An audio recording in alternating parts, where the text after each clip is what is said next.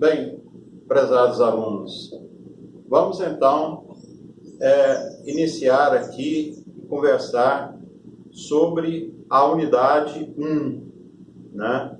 Então, este é o vídeo da unidade 1, que trata, né, sobre a matéria e os seus componentes. Nós gostamos muito, quando iniciamos algo, de definir as coisas. Então, vamos ver uma definição muito simples do que seja a matéria. Matéria, para nós, é tudo aquilo que tem massa e ocupa lugar no espaço. Ou seja, nós teríamos milhares de exemplos para te dar do que seja matéria. Mas vamos falar apenas um que você vai compreender muito bem. E esse exemplo é o ar atmosférico, que está em sua volta.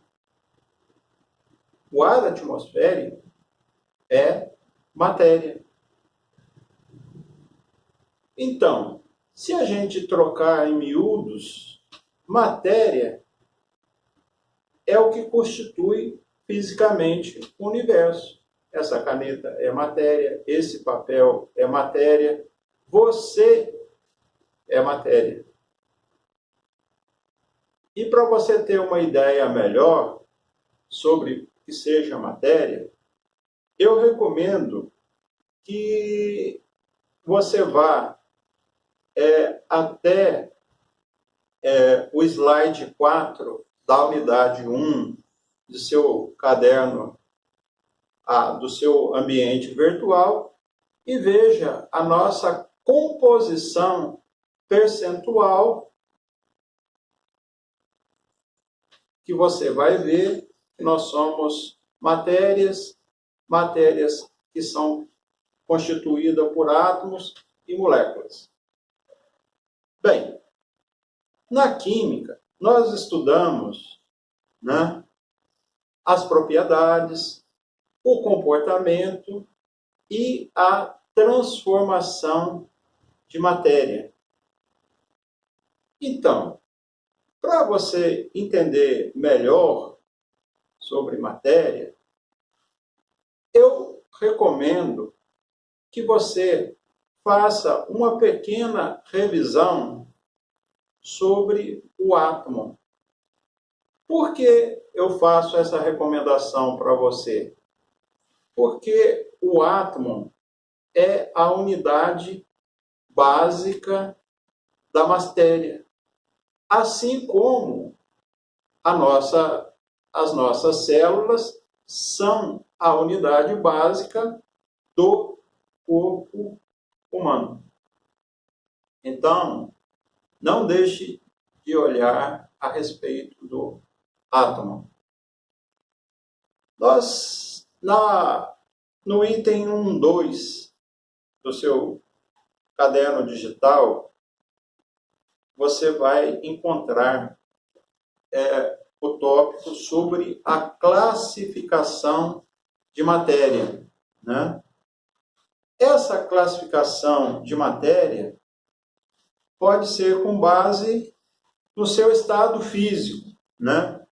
Aí nós podemos classificar as matérias como sólido, como líquido, como gás. Ou seja, esses são o que nós denominamos estado da matéria. Bom, além do estado físico, a matéria também pode ser classificada com base na sua composição, né? Então, voltando um pouco sobre as três propriedades do estado, os três estados físicos, né? O estado físico da matéria pode ser entendido a nível de moléculas. Lembrando aqui que, além do que nós já falamos do átomo, nós temos também as moléculas. As moléculas nada mais são do que combinações de átomos, né?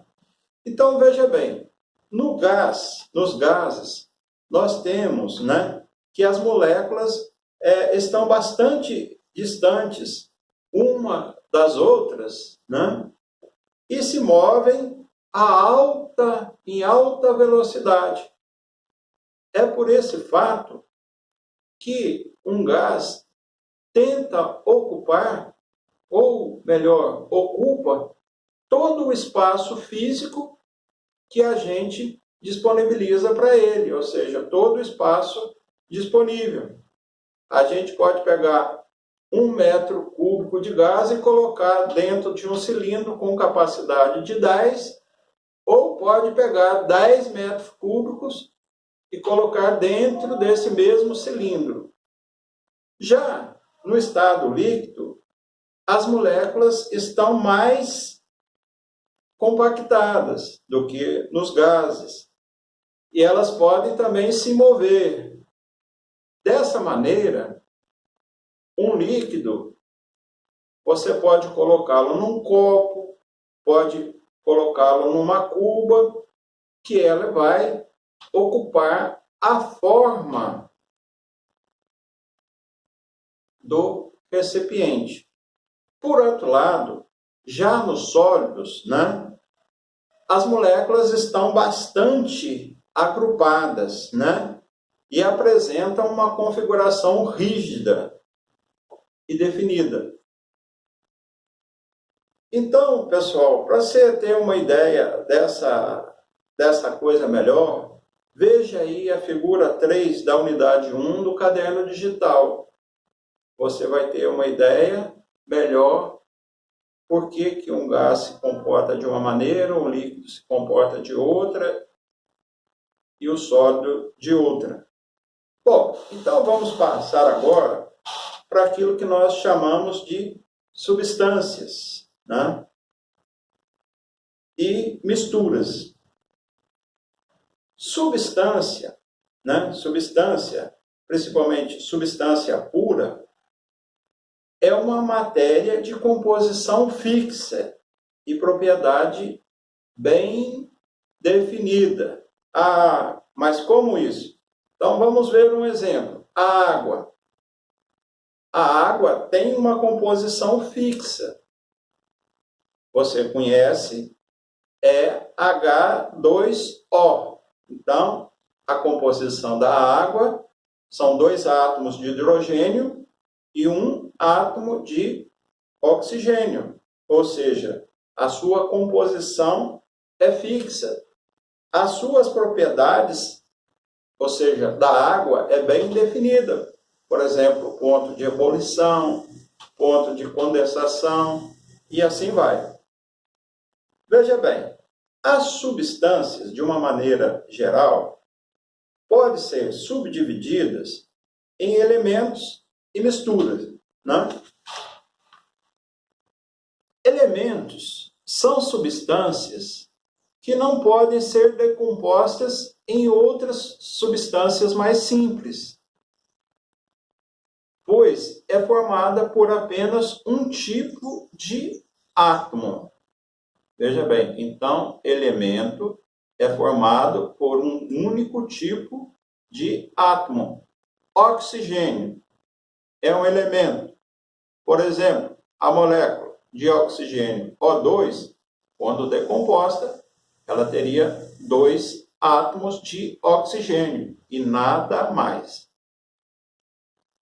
Já os compostos são constituídos por 2 ou mais elementos e contém 2 ou mais espécies de átomos. Exemplo, carbonato de cálcio. Se nós vermos a fórmula do carbonato de cálcio, é CaCO3.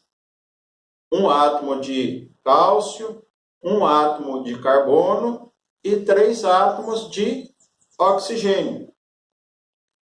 Então, veja bem, vamos falar um pouquinho a respeito de misturas. Misturas são substâncias que não têm composição fixa, ou seja, não têm composição química definida.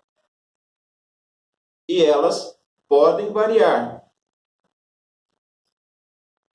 As misturas são formadas por duas ou mais substâncias, mas que guardam identidade própria.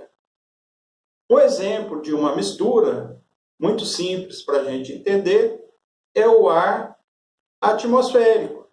Nós sabemos que o ar atmosférico, né, é formado por várias substâncias. Oxigênio, nitrogênio, gás carbônico. Então, são mistura de substâncias, mas que tem lá sua identidade própria. Veja, para se ter uma ideia melhor dessa coisa, a figura 7 da unidade 1 do guia de estudo. Bem, nós vamos abordar um outro tópico aqui agora, que nós chamamos propriedades periódicas dos elementos, né? Então, o homem, para organizar os conhecimentos e tirar maior proveito desses conhecimentos, né, ele tenta agrupar os conhecimentos, né, de maneira que ele possa entendê-los e compreendê-los melhor. E isso acontece também com os elementos químicos, né? E esse agrupamento ou essa organização dos elementos químicos nós conhecemos como tabela periódica. É impossível a gente entender, compreender uma tabela periódica se nós não tivermos de posse ou se não tivermos com a nossa visão sobre uma tabela periódica, essa mesmo que você está vendo aí no vídeo. Então, vamos conversar um pouquinho a respeito dessas tabela periódica, que você pode também encontrar, né, na figura 12 da unidade 1, ou se você pode também baixar isso aí na internet, é muito fácil de achar, basta digitar lá no Google, tabela periódica, que vai aparecer muitas informações. Bom, a tabela periódica, né, é um modelo que agrupa todos os elementos químicos, né, conhecidos e suas propriedades, né? Elas são organizadas, ou melhor, ela é organizada em ordem crescente, que corresponde ao número atômico, ou o número de prótons dos diferentes elementos químicos. Então, aqui nós podemos ver a tabela periódica. Cada um desses quadradinhos aqui representa um elemento químico. Nós vamos encontrar dentro de cada um desses quadradinhos, né, o nome do elemento, o símbolo do elemento, o número atômico do elemento e a massa atômica, além da distribuição eletrônica do elemento, né? Então, como a gente pode ver aqui, nesta tabela, nós temos 118 elementos químicos. Ah, mas se eu pegar aqui está numerado de 1 até 103. Certo. Ah, mas que história é essa? Então é 103 ou 118? São 103 elementos.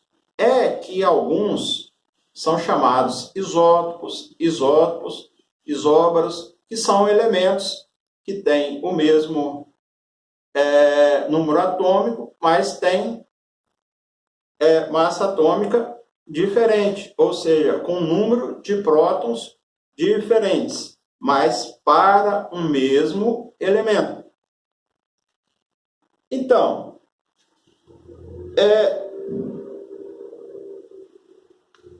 uma coisa importante, muito importante nessa tabela periódica, é o que está aqui ao lado desse quadradinho, que é a configuração eletrônica do elemento. Porque é com base nesta configuração que nós vamos entender o que cada um desses elementos representa, o porquê que ele está em determinada posição na tabela periódica. Então, pensando na organização desta tabela periódica, nós temos linhas horizontais e temos linhas verticais. Nas linhas horizontais, nós temos o que nós denominamos de períodos. E, como nós vemos aqui, nós temos 1, 2, 3, 4, 5, 6, 7 períodos, tá? E esses períodos, o que é que eles têm em comum? O mesmo número de camadas eletrônicas. E é nestas camadas eletrônicas que nós vamos encontrar os elétrons. E um ponto importante é que a última camada eletrônica é conhecida como camada de valência. Na primeira camada eletrônica, podem haver até 2 elétrons. Na segunda camada, ou no segundo período, até 8 elementos. Na terceira também, até 8. Na quarta, 18. Na quinta, também 18. Na sexta, 32 elementos. E na sétima, também, 32 elementos. Como se dá essa distribuição de eletrônica dos elétrons? Nós vamos ver melhor no fórum da unidade 1. Por quê? É lá que nós vamos tratar da configuração eletrônica dos elétrons. Bom, nesse sentido aqui, a sentido vertical, então, nós temos o que nós chamamos de família, ou seja, nas colunas verticais, nós temos as diferentes famílias, também conhecido como grupo. Né? Aqui nós temos um total de 18 grupos, ou seja, grupo 1, grupo 2, grupo 3, grupo 4, até o grupo 18.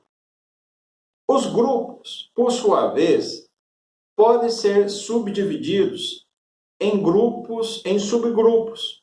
Subgrupo A e subgrupo B. exemplo aqui, um A e aqui um 7B, tá? Então, a família A são formados pelas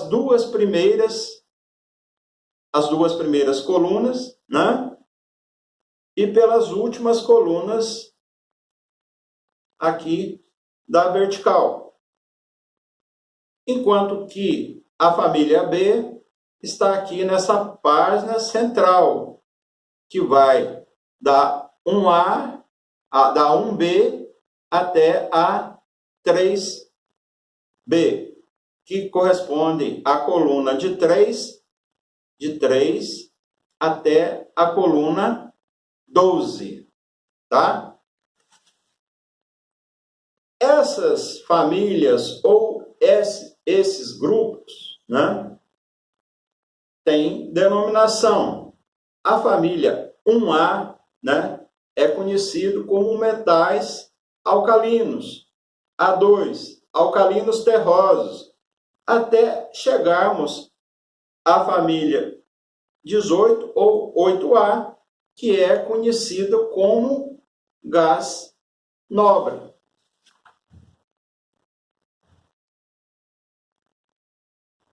Aqui nós temos então os metais alcalinos terrosos e os não metais.